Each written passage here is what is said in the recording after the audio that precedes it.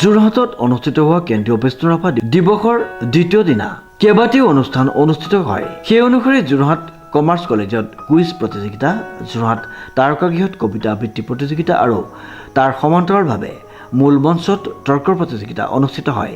নিশালৈ স্থানীয় শিল্পীৰ দ্বাৰা এক বাৰেৰহণীয়া সাংস্কৃতিক অনুষ্ঠান অনুষ্ঠিত কৰা হয়। সদৌ ছাত্ৰ সন্থাৰ কেন্দ্ৰীয় বিষ্ণুপ্ৰসাদ ৰাভা দিৱসটি এই বৰ্ষত যোৰহাট জিলা ছাত্ৰ সন্থাৰ উদ্যোগত, যোৰহাট আঞ্চলিক ছাত্ৰ সন্থাৰ সহযোগত তথা যোৰহাটবাসী ৰাইজৰ অভিভাৱকত্বত যোৰহাট নগৰত যোৱাকালিৰ পৰা 3 দিনীয়া কাৰ্যসূচী অনুষ্ঠিত কৰা হৈছে। বিশেষভাৱে এই বৰ্ষৰ ৰাভা দিৱসৰ কাৰ্যসূচীত ৰাভাদেৱৰ সৃষ্টিৰাজিক নতুন প্ৰজন্মৰ আগত তুলি ধৰাৰ মানসিকতাৰে যোৰহাট জিলা ছাত্ৰ সন্থাই ছাত্ৰ ছাত্ৰীসকলৰ মাজত বিভিন্ন প্ৰতিযোগিতাৰ আয়োজন কৰিছে। যোৱাকালি আমাৰ যি মূল মণ্ডপ যোৰহাট জিলা ক্ৰীড়া সন্থাৰ খেলপথাৰ, এই খেলপথাৰত ছাত্ৰ ছাত্ৰীসকলৰ মাজত বিষ্ণুপ্ৰসাদ ৰাভাদেৱৰ ৰচিত যিসমূহ গীত, সেই গীতসমূহৰ প্ৰতিযোগিতা অনুষ্ঠিত হৈছিল আৰু পুৱতি নিশা পৰ্যন্ত প্ৰায় 3 শতাধিক ছাত্ৰ ছাত্ৰীয়ে এই প্ৰতিযোগিতাত অংশগ্ৰহণ কৰিছিল অসমৰ বিভিন্ন প্ৰান্তৰ পৰা।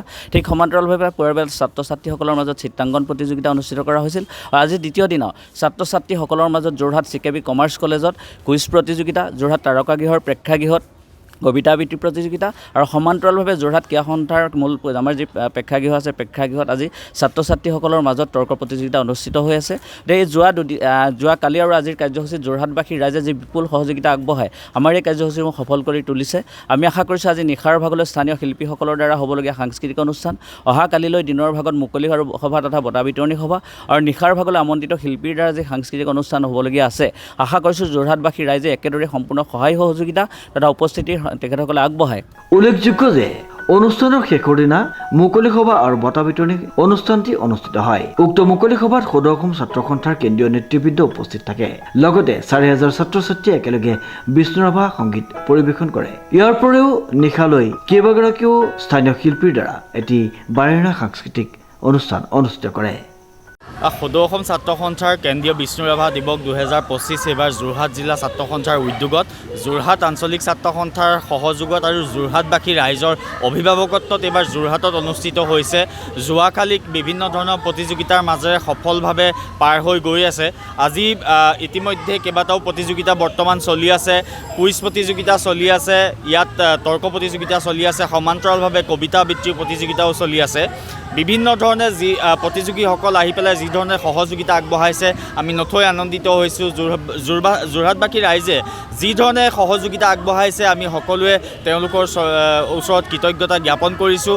অহা কাইলৈ মুকলি সভা আছে, ইয়াৰ সমান্তৰালভাৱে যিসমূহ মূল কাৰ্যসূচী কাইলৈ আছে, পতাকা উত্তোলন, শ্বহীদ তৰ্পণ, বিষ্ণু ৰাভাৰ প্ৰতিমূৰ্তিত মাল্যাৰ্পণকে ধৰি বিভিন্ন ধৰণৰ কাৰ্যসূচী কাইলৈ ৰখা হৈছে।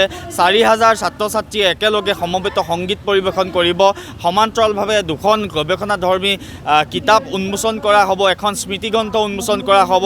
মুকলি সভাত কেইবাজনো বিশিষ্ট ব্যক্তিয়ে অংশগ্ৰহণ কৰিব আৰু এই সভাতেই সভাপতিত্ব কৰিব সদৌ অসম ছাত্ৰ সন্থাৰ সন্মানীয় সভাপতি উৎপল শৰ্মা ডাঙৰীয়া।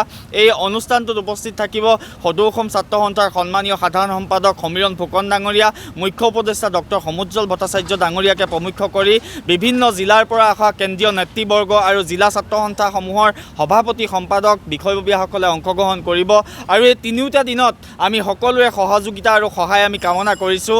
আৰু আপোনালোকে যি ধৰণে ৰাইজে সহযোগিতা আগবঢ়াইছে, আমি সকলোৱে আনন্দিত হৈছোঁ আৰু সকলোকে কৃতজ্ঞতা জ্ঞাপন কৰিছোঁ। সাংবাদিক বন্ধুসকলে যি ধৰণে ইয়াত সহযোগিতা আগবঢ়াইছে, আমি সকলোকে কৃতজ্ঞতা আৰু আমি ধন্যবাদ জ্ঞাপন কৰিছোঁ। শ্ৰীমন্ত মাধৱ বৰুৱাৰ ৰিপৰ্ট, নিউজ নাও।